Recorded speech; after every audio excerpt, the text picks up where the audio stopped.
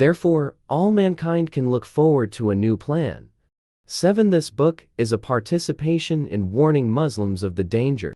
This book, together with other books that expose the veil that covers Freemasonry, seeks to appeal to the blind among the sons of our Ummah, so that they may realize what they do not see. In this way, it is hoped that some of them will return to the ranks of the faithful, the ranks of those who strive for the glory of their religion and their Ummah. 8. This book is from you to you, and as a final word, we ask you, dear brother, to consider this book as coming from yourself, and as the result of your own thoughts and your own conscience. This book is backed by a sense of trust, and please also treat it as a trustworthy object entrusted to you. Take care of this book as a trust, and disseminate the truths it contains. Thus, we can walk together on the path of goodness and jihad. That way our Ummah can gain a definite victory in the face of Zionism, and those who stand behind it, such as Freemasonry and others. At that time, the believers will rejoice with the help of Allah. For Allah, such things are easy. Attachment of important documents. Letter from the British ambassador to his country's foreign minister.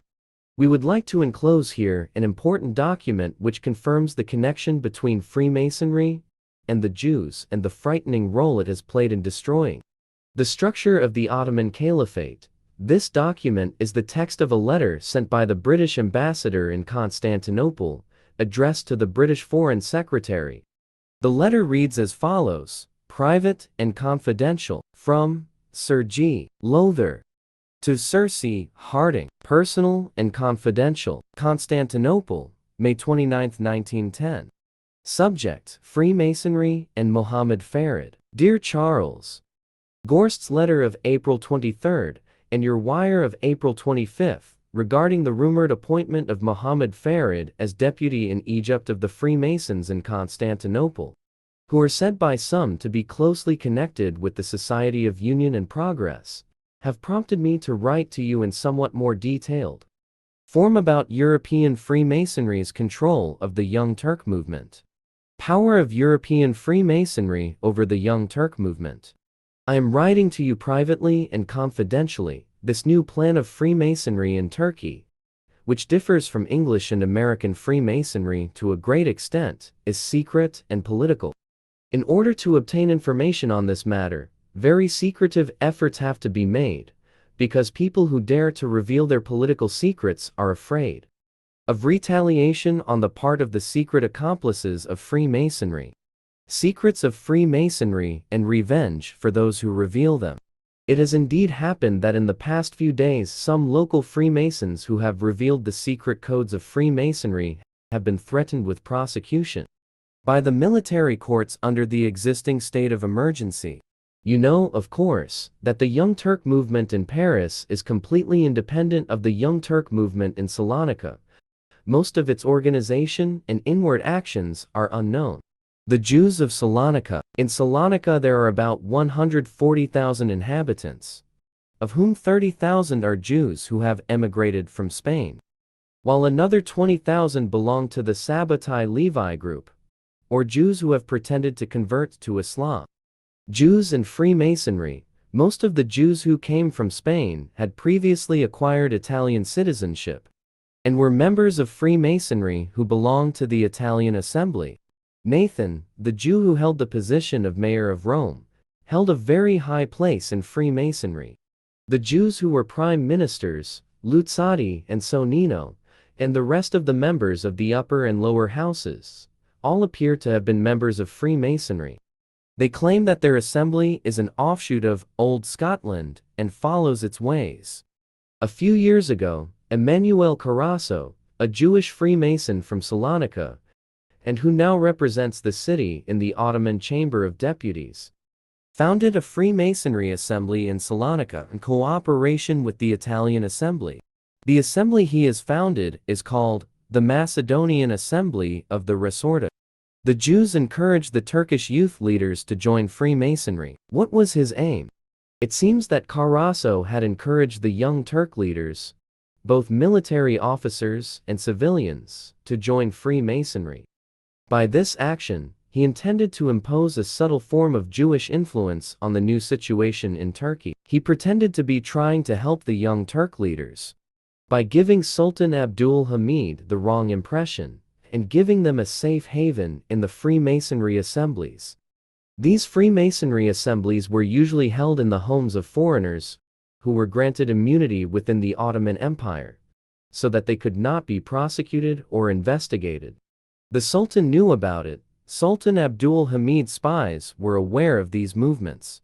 It appears that Ismail Mahir Basia had learned some of their secrets, and these he conveyed to the court of Yildiz. Shortly after the revolution of 1908, Ismail Mahir Basia was killed under very dark circumstances.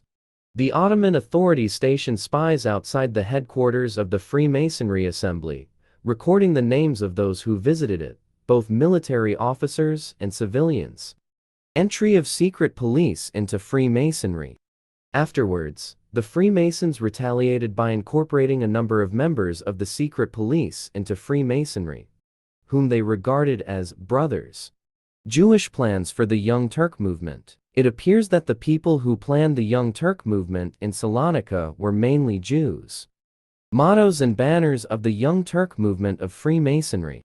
The motto of the members of the Young Turk movement, freedom, justice, and fraternity, was the creation of Italian Freemasonry. The colors of the movement's banner, red and white, are the colors of the flag of Italian Freemasonry. The leaders of the Society of Union and Progress were Freemasons. Shortly after the Revolution of 1908, and when the Society of Union and Progress moved to Constantinople, it was discovered that a number of its leaders were Freemasons. The important role of the Jew in the society, Carasso began to play a very large role, among which was his success in controlling the Balkan branch of the association. Jewish support of the New Age in Turkey. It can also be noted that local and foreign Jews of various types and inclinations have been very ardent supporters of the New Age in Turkey. Thus, every Jew, as one Turk put it, has become a spy of the secret societies. People began to say that the movement was nothing but a Jewish movement and not a Turkish revolution. After that, the Italian government appointed a Jewish member of Freemasonry named Primo Levi, who was not one of the consulate officials, to be its consul general in Salonika, promoting the transfer of Jews to Mesopotamia. Also, Oscar Strauss-Kith was appointed ambassador of the United States in Constantinople.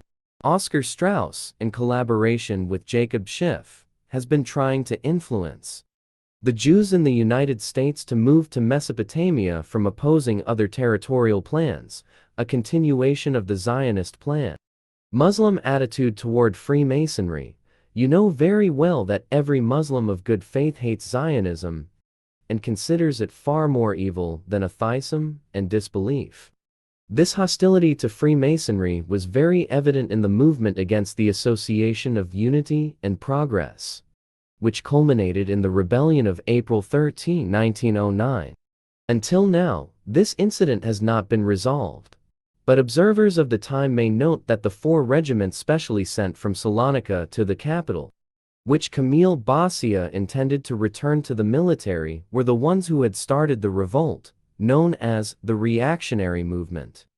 All these men were under the leadership of a Jewish Freemason who pretended to convert to Islam in Salonika by the name of Ramzi Bey.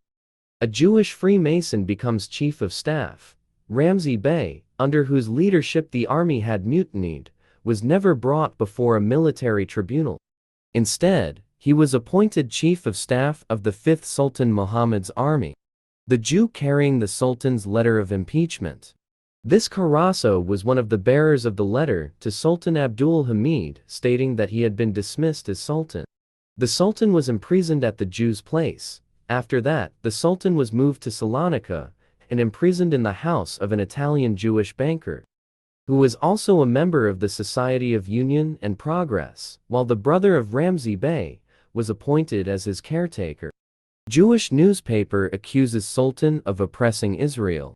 After Sultan Abdul Hamid had been dismissed from office, the Jewish-controlled newspapers in Salonika began to publish the happy news that the country had been liberated. from the Israeli oppressor who had twice refused to introduce the application of the Zionist leader, Theodor Herzl, and who had introduced the Red Passport, which for us in Britain can be compared to the Aliens Act, which prohibited the entry of Polish Jews who wanted to immigrate to Britain, as well as other measures which could prevent the realization of the Zionist dream in Palestine.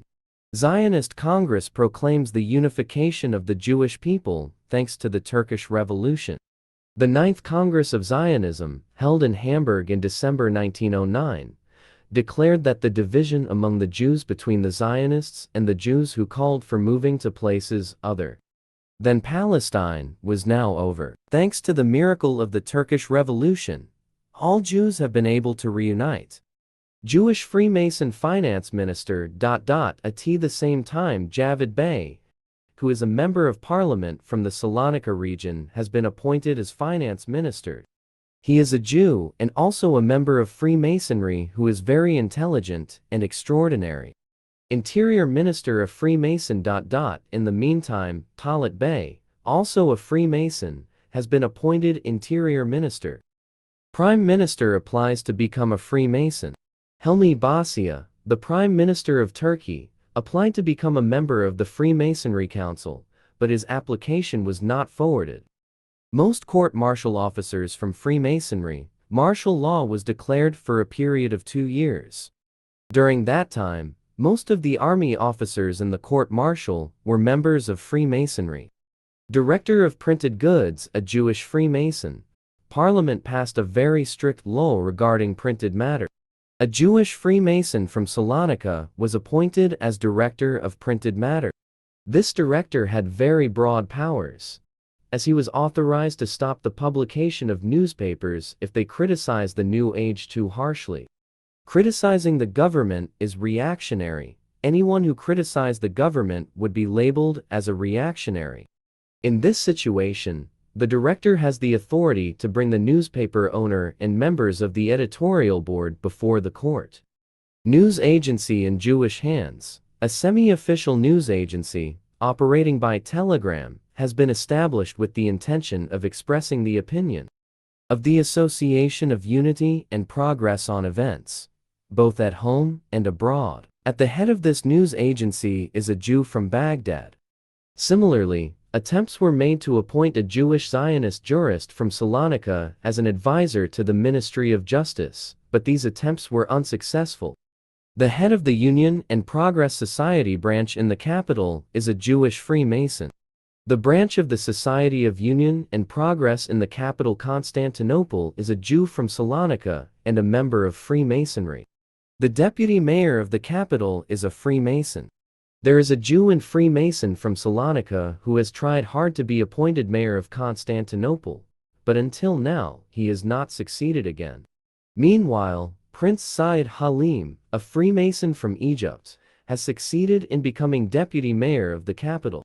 The mayor of Istanbul has a great deal of power, especially in matters relating to the movements of the population and their lives, as well as in elections in the capital and the election of members of parliament to represent the capital.